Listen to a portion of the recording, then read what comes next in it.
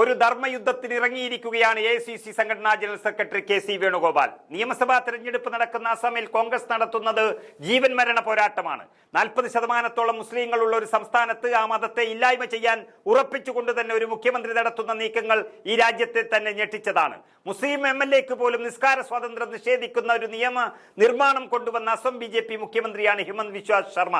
അദ്ദേഹത്തെ ഭരണത്തിൽ നിന്നും സ്ഥാനഭ്രഷ്ടനാക്കി മതേതര ഇന്ത്യയുടെ യശസ് ഉയർത്തേണ്ടത് കോൺഗ്രസിന്റെ കടമയാണെന്ന് വിശ്വസിച്ച് അരയും തലയും മുറുക്കി പോരാട്ടത്തിനിറങ്ങിയ കോൺഗ്രസിന്റെ എല്ലാ നീക്കങ്ങൾക്കും അവിടെ ചുക്കാൻ പിടിക്കുന്നത് KC വേണുഗോപാലാണ്.